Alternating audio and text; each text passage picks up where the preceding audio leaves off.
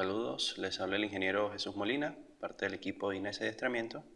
En esta oportunidad hablaremos de lo que es la definición de casos de carga.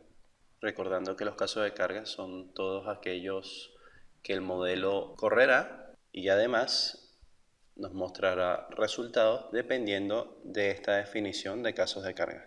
Nos vamos al menú Define, definir Load Case. Por defecto, el programa me define un caso de carga para cada patrón de carga que definí. Fíjense que me definió uno para dead, para leaf, tal como lo tenía el modelo por defecto, para sobrecarga permanente, para sismo, para viento y para carga variable de techo. Además me aparece la información de qué tipo de caso de carga es este. En este caso todos son estáticos lineales.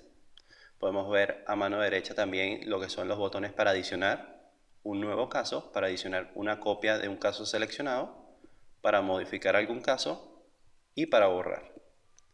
Fíjense, por ejemplo, voy a borrar lo que es el caso sísmico, ya que no me interesa definir un sismo por cargas automáticas laterales, como hice con los load patterns, sino asignar más bien un caso de carga de sismo con algún espectro de diseño. Borraré aquí, doy OK. De igual forma, me interesa agrupar lo que son las cargas permanentes por peso propio y las sobrecargas permanentes en un solo caso de carga llamado cargas permanentes. Voy a eliminar esta carga. Doy OK. Me voy a det y lo voy a modificar. Fíjense, se me abre esta ventana en donde de primera opción le puedo elegir el nombre del caso de carga. En este caso será carga permanente. El tipo de carga será estático lineal. Nos aparece la opción de excluir objetos de este grupo. En este caso no aplica. Nos aparece también que está tomando como fuente de masa la fuente de masa 1. Nos aparece también para modificar los efectos por P delta. Y nos aparece la opción de definir este caso después de un caso no lineal, que veremos más adelante cómo se define. En las cargas aplicadas, fíjense que tengo peso propio ya asignado. Voy a asignar uno nuevo, igual load pattern. La carga será sobrecarga permanente y el factor de escala será igual a 1. Entonces la sumatoria de pesos propios y sobrecargas permanentes debidas a frisos, pendientes, instalaciones, etc., harán el caso de carga CP o cargas permanentes, que es el que usaremos para las combinaciones y para que nos muestre todos los resultados, tales como diagrama de momentos, flechas, etc. Le doy OK. Me voy a Leaf, la modifico, le cambio el nombre a carga viva. OK. Fíjense que de igual forma tengo definida como casos estático lineal, lo que es el viento y la carga viva de techo. Quisiera ahora definir un caso de carga sísmico bajo un espectro de diseño. Sin embargo, para ello es conveniente definir previamente lo que son los casos modales. Me voy a salir de acá, le voy a dar OK. Voy a Define Modal Case. Fíjense, definir un caso modal es muy sencillo. De igual forma existe un botón para adicionar uno nuevo, adicionar una copia de un caso, modificar, mostrar o borrar. En este caso vamos a ver este que está definido por defecto. Fíjense que me aparece el nombre, el subtipo de caso modal, que pudiese ser por método de Ritz o por método de autovalores y autovectores, tal como está definido. De igual forma me aparecen características para definir efectos P delta y definir este caso luego de un caso no lineal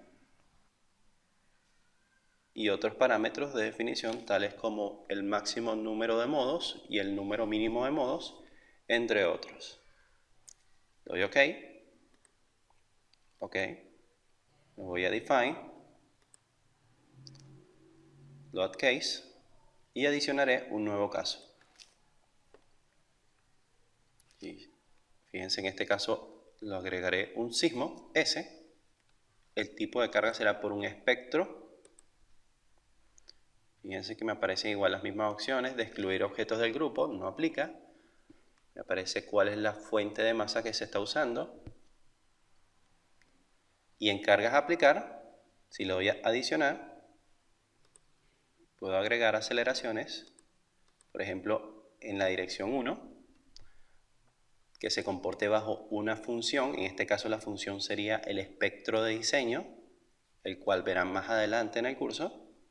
El factor de escala, que no es más que el valor de G o gravedad.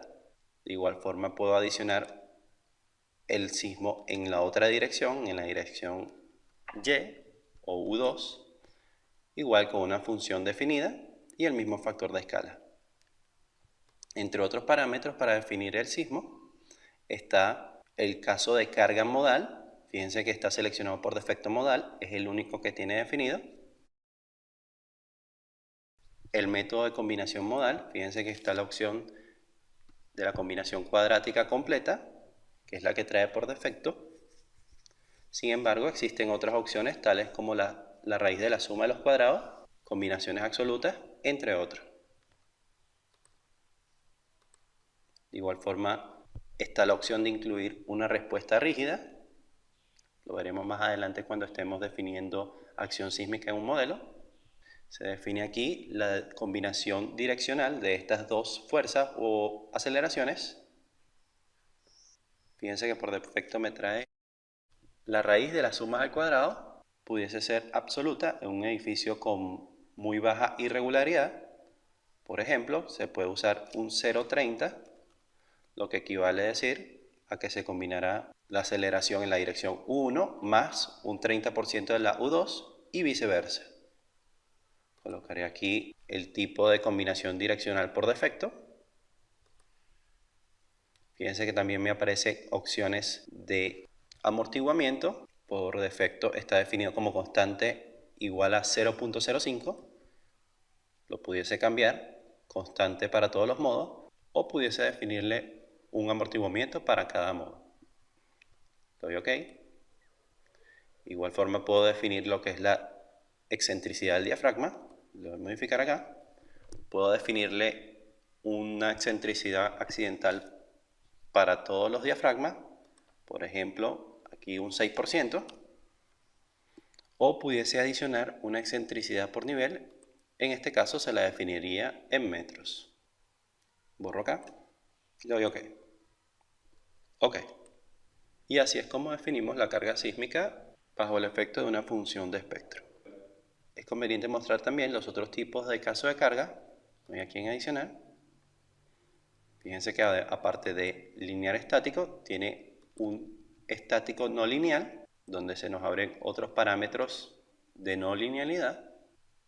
También tenemos la opción de un caso no lineal por etapas de construcción. Aquí podemos definir también otro tipo de parámetros. Por ejemplo, el número de la etapa, un nombre, la duración, entre otros. De igual forma, ya vimos que podemos definir un caso de carga por un espectro de diseño. También lo haríamos con Time History. Aquí igual definiríamos las aceleraciones en distintas direcciones, solo que la función sería una función del tipo Time History. Por último, tenemos para definir un caso de carga por pandeo. De igual forma nos pide los patrones de cargas aplicados, entre otros parámetros. Le doy a cancelar.